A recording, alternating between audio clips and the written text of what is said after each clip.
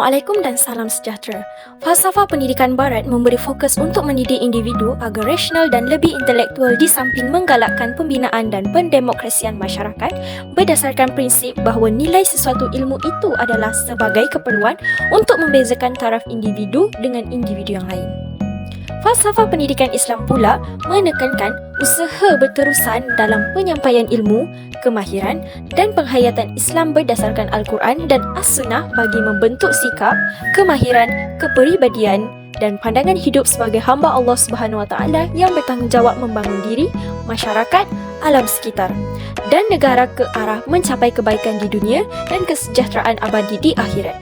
Kedua-dua falsafah pendidikan ini diambil kira dan mempunyai hubungan dalam pembentukan falsafah pendidikan kebangsaan Malaysia.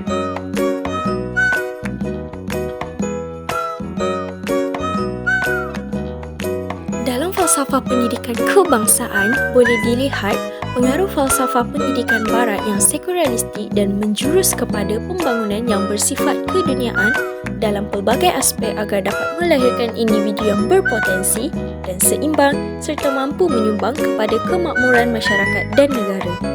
Dalam pada itu juga, pengaruh falsafah pendidikan Islam juga dapat dilihat khususnya dalam pembangunan individu yang meletakkan kepercayaan dan kepatuhan kepada Tuhan sebagai dasar dalam pendidikan. Demikian, jelas hubungan antara falsafah pendidikan barat dan falsafah pendidikan Islam yang diambil kira dalam melahirkan falsafah pendidikan kebangsaan yang membentuk kesepaduan sederhana yang pada pandangan saya merupakan antara usaha untuk mengimbangi keperluan dan kemahiran yang ada pada individu dan masyarakat yang dididik agar memenuhi tuntutan duniawi dan keperluan agama.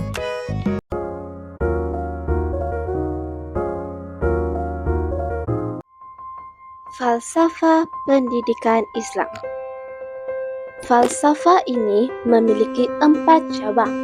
Yang pertama, metafisik, mengenal kebenaran terhadap keesaan Allah Subhanahu Wa Taala sebagai pencipta. Yang kedua, epistemologi, iaitu apakah sumber pengetahuan kita boleh memperolehi daripada Al-Quran, As-Sunnah dan ilmu-ilmu akal yang lain. Yang ketiga, aksiologi. Apakah yang menjadi keutamaan, iaitu nilai kecantikan yang membentuk watak dan akhlak dalam diri manusia. Yang keempat, logik. Berfikir secara bijaksana untuk mencari kebenaran yang hakiki. Prinsip-prinsip falsafah pendidikan Islam. Asas pembentukan falsafah pendidikan Islam berdasarkan Al-Quran dan As-Sunnah yang mempengaruhi akal, roh dan jasad individu untuk membentuk insan yang sempurna.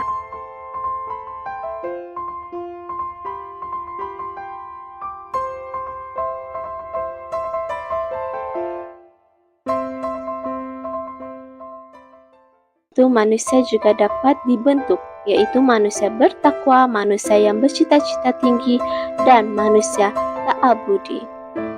Konsep pendidikan dalam Islam, ta'adib, ta'alim, tarbiyah.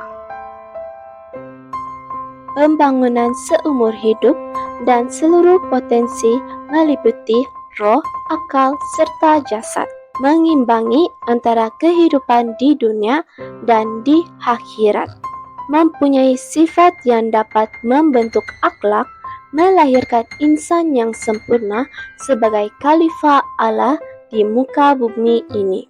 Bersifat dinamik dan terbuka terhadap ide serta penemuan baru bertujuan untuk membawa kepada kebenaran dan juga kesejahteraan hidup. Bersifat sejagat dan secara menyeluruh, yaitu merangkumi dari segala aspek kehidupan bermasyarakat serta kepercayaan agama. Bersifat muruna, yang bermaksud boleh diubah, dibentuk serta disesuaikan mengikut kehendak semasa dan juga tempat selagi tidak bercanggah dengan akidah Islam.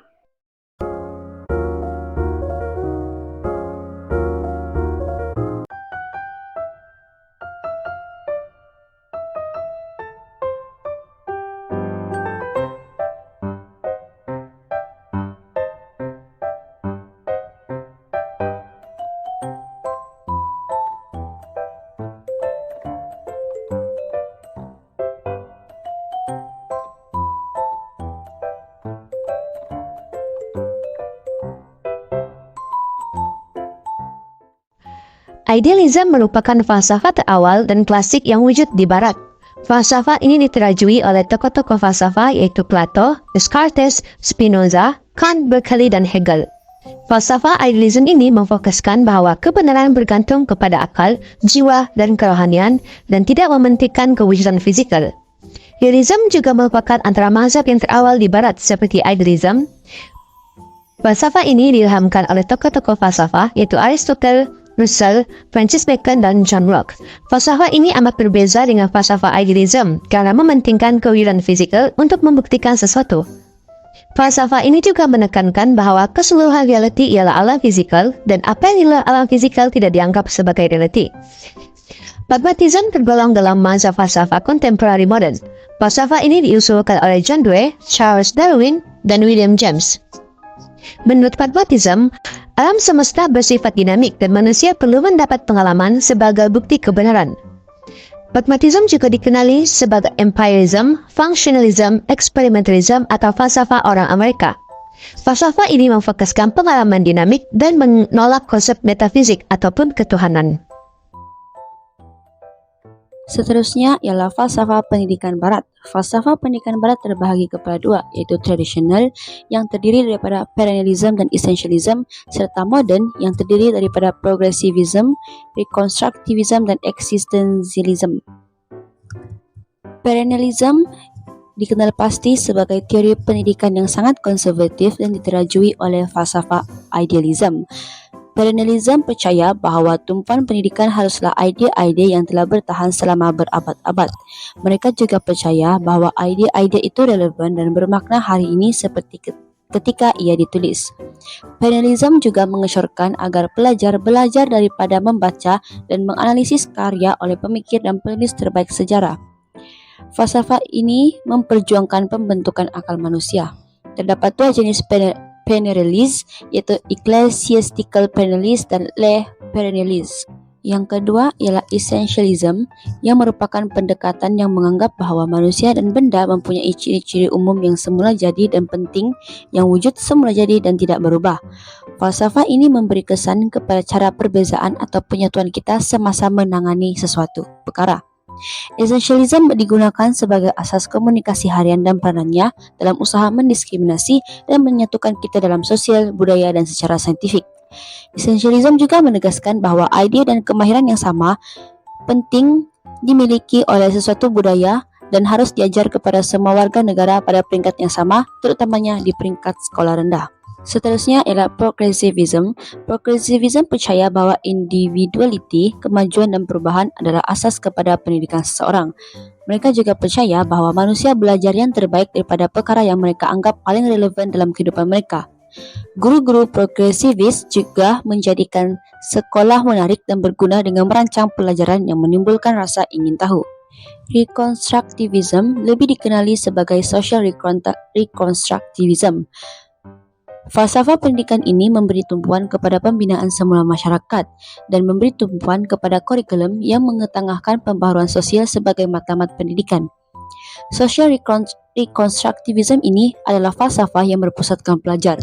Pelajar digalakkan untuk menjadi ejen perubahan dengan mencabar norma dan berusaha untuk menjadikan masyarakat tempat yang lebih baik untuk semua orang. Falsafah ini memberi penekanan terhadap mata pelajaran sains sosial dan ekonomi. Yang terakhir ialah existentialism. Falsafah ini merupakan pandangan falsafah moden yang menjadikan Taoism sebagai titik permulaannya. Existentialism berkaitan dengan pengalaman hidup, keinginan pribadi, komitmen dan keunikan individu. Nilai-nilai existentialism ialah kebebasan memilih, marwah individu, kasih sayang pribadi, dan usaha kreatif.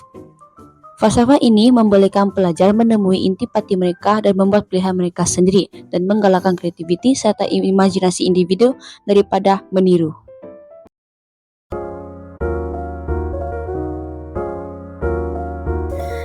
Assalamualaikum dan selamat sejahtera. Saya Siti Sapura binti Abdul Halim, pemegang nombor matrik D202311067661. Jadi untuk bahagian saya akan menerangkan berkenaan dengan perbandingan antara falsafah barat dan juga falsafah Islam di mana terdapat 5 elemen yang terkandung di dalam perbandingan.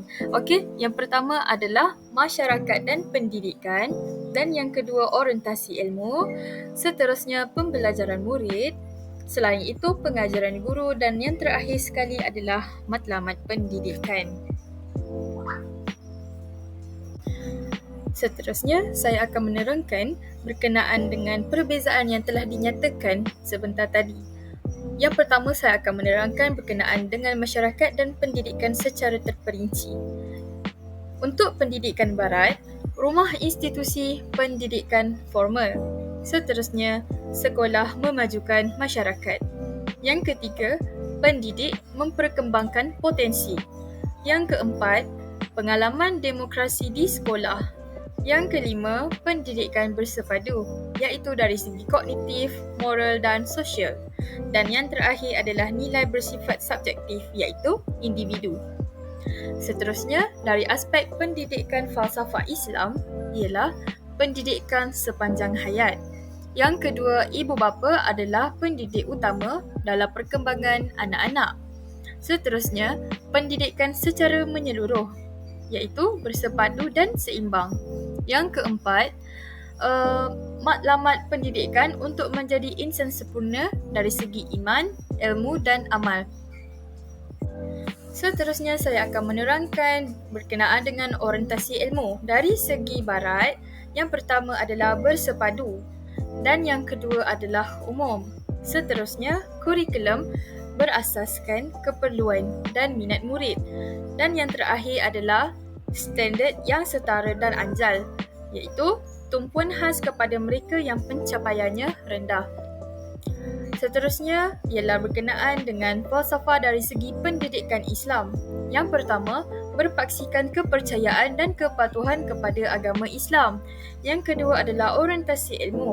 Orientasi ilmu terbahagi kepada dua bahagian. Yang pertama, ilmu nakli, iaitu wahyu.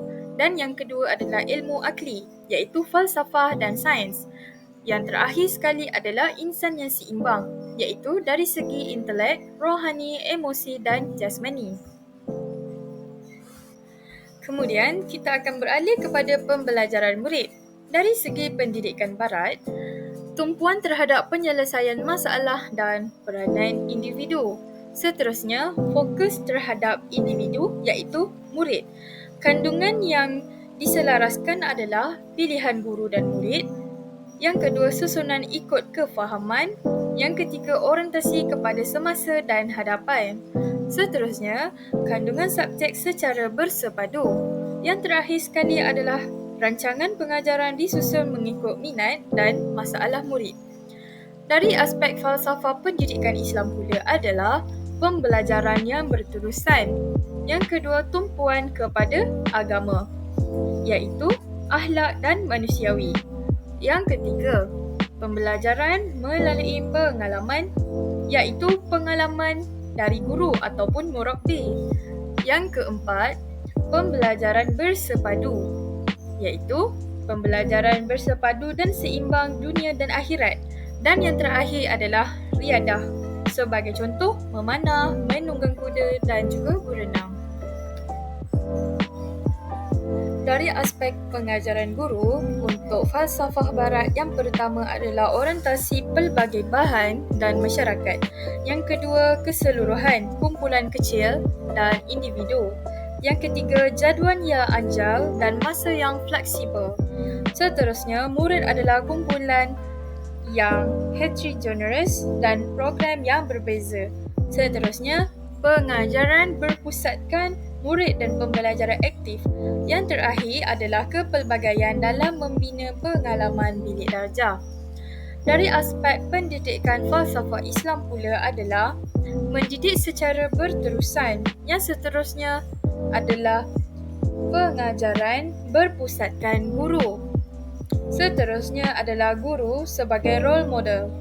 Yang terakhir adalah pengajaran multidisiplin, iaitu pengajaran secara bersepadu.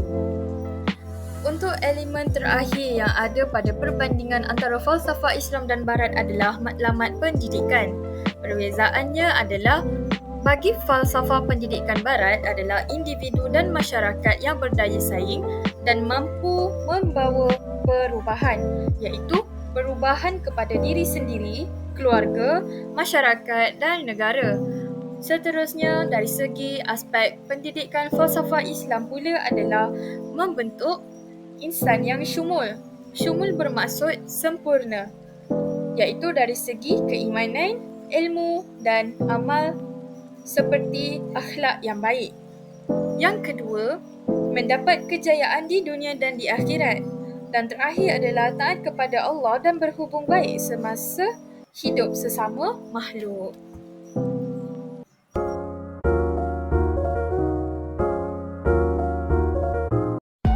Yang terakhir adalah implikasi falsafah barat terhadap falsafah pendidikan kebangsaan. Implikasi falsafah barat terbahagi kepada dua, iaitu implikasi positif dan implikasi negatif. Sekarang saya akan bentangkan implikasi positif terlebih dahulu, iaitu yang pertama adalah penekanan kepada pendidikan sebagai alat untuk kemajuan individu dan masyarakat. Falsafah seperti humanisme dan liberalisme menekankan kebebasan individu dan pembangunan diri melalui pendidikan. Ini juga menyumbang kepada masyarakat yang lebih berpendidikan, kritikal dan inovasi. Yang kedua adalah fokus pada pembangunan pemikiran kritis dan rasional. Pembangunan pemikiran kritis dan rasional menggalakkan pendidikan yang berasaskan bukti dan pemerhatian serta keupayaan untuk berfikir secara logik dan analitikal, yang melatih pelajar untuk menilai secara kritikal maklumat dan membuat keputusan yang bijak. Yang ketiga adalah pembangunan kurikulum yang menyeluruh dan seimbang.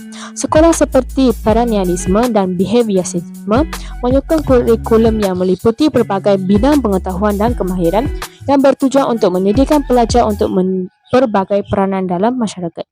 Yang seterusnya adalah implikasi negatif, iaitu penyeragaman dan ujian yang berlebihan. Sekolah seperti behaviorisme boleh menggalakkan pendekatan pengajaran yang memberi tumpuan kepada ujian dan hafalan, mengabaikan aspek kreativiti dan pertanyaan kritikal. Yang kedua adalah penekanan kepada kecekapan individu dan bukannya kerjasama. Pandangan individualistik yang disuarakan oleh humanisme dan liberalisme boleh menjejaskan nilai kerjasama dan perpaduan sosial. Yang ketiga adalah pemikiran, pengetahuan dan nilai bukan barat. Eurocentrism, kecenderungan untuk berpusat pada perspektif barat, boleh mengabaikan atau memperkecilkan tradisi pendidikan dan pengetahuan budaya lain. Yang terakhir adalah penekanan kepada nilai materialistik dan utilitarian. Pandangan pragmatik dan utilitarian boleh membawa kepada pendidikan yang terlalu berorientasikan pasaran kerja dan mengabaikan nilai-nilai intrinsik seperti kreativiti, seni dan kebijaksanaan. Terima kasih.